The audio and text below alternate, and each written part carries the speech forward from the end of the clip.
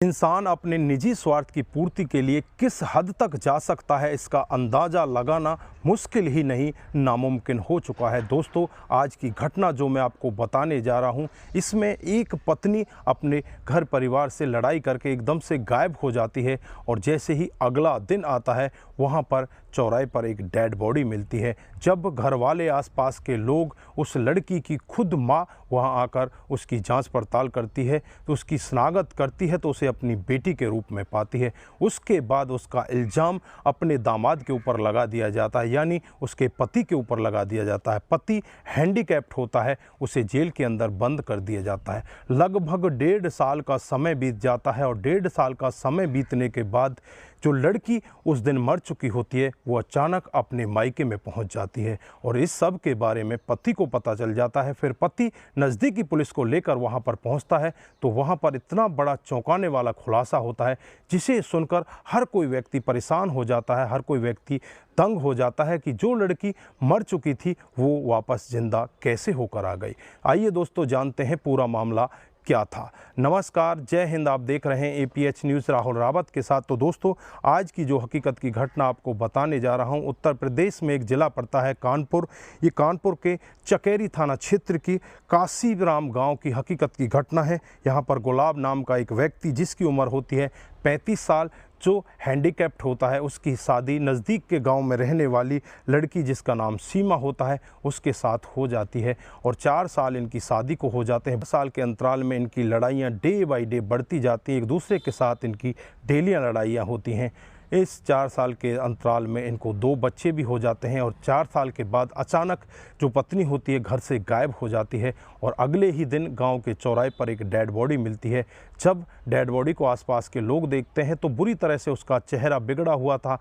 देखने में उस डेड बॉडी को लग रहा था कि किसी ने बड़ी ही बेरहमी के साथ इसको मारा है। फिर उस लड़की की माँ वहाँ पर पहुँच जाती है और माँ अपनी बेटी के रूप में उसकी शनाख्त कर लेती है और तुरंत ही अपने दामाद के ऊपर कहती है कि मेरे दामाद ने ही मेरी बेटी को मारा है, इसको गिरफ्तार कर लिया जाए। उसके बाद तुरंत पुलिस एक्शन में आती है और जब दामाद को देखती है तो वो तो लंगड़ा होता है। लंगड़े को देखकर एक बार उनको भी लगता है कि ये लंगड़ा व्यक्ति जो सही से अपने पैरों पर चल भी नहीं सकता, इसकी हत्या कैसे कर सकता है। उसके बाद जो इलाके के तमाम क्रिमिनल टाइप के लोग होते हैं उनको गिरफ्तार किया जाता है। उनसे पूछताछ की जाती है कि क्या तुम किसी गुलाब को जानते हो। वो सभी मना कर देते हैं। इधर जो गुलाब होता है वो भी यही कहता है कि साहब, मैं खुद से चल नहीं पाता, मैं इसको कैसे मार सकता हूं, मैंने इसको नहीं मारा। इस तमाम तरह की कोशिशें करती है लेकिन गुलाब के खिलाफ कोई भी सबूत नहीं मिल पाता। लगभग 1 से 1.5 महीने का समय ऐसे ही बीत जाता है और 1.5 महीने के बाद पुलिस गुलाब को छोड़ देती है। गुलाब अपने घर परिवार में आ जाता है, अपने बच्चों के साथ रहने लगता है। लगभग 1.5 साल का समय इस घटना को हो जाता है। 10 सितंबर 2022 को जो सीमा नाम की लड़की होती है जिसकी मौत हो चुकी होती है, वही अचानक अपने गांव, अपने मायके में पहुंच जाती है। जब घर वाले, आसपास के लोग उस लड़की को देखते हैं तो उस लड़की को देखते ही गांव में हड़कंप मच जाता है कि ये लड़की तो मर चुकी थी, अब ये जिंदा होकर कैसे वापस आ गई। और इस सब के बारे में गुलाब को भी कहीं से खबर लग जाती है। गुलाब तुरंत ही नज़दीकी पुलिस स्टेशन में पहुँचता है और वहाँ जाकर पुलिस को अपने साथ लेकर अपनी ससुराल पहुँच जाता है और वहाँ जाकर जब सीमा को पुलिस देखती है तो पुलिस भी एक बार के लिए दंग रह जाती है। पुलिस जब सीमा से बातचीत करती है, उसे अपनी गिरफ्त में लेती है, उससे पूछा जाता है कि तुम जिंदा कैसे हो, तुम तो मर चुकी हो। फिर सीमा कहती है कि साहब, जिस दिन का ये वाक्य है उसी दिन मैं तो गांव के एक लड़के को लेकर यहाँ से गुजरात चली गई थी। मैं अपने प्रेमी के साथ वहाँ चली गई थी लेकिन 1.5 साल बाद वापस आई हूँ तो मुझे भी इस सब बात को सुनकर बहुत बड़ा सदमा लग रहा है। पुलिस उससे बात करती है और उससे कहती है कि ठीक है, तुम उस लड़के के साथ चली गई थी लेकिन वो मरने वाली लड़की कौन है जिसको तुम यहाँ पर मार कर घेर कर गई थी।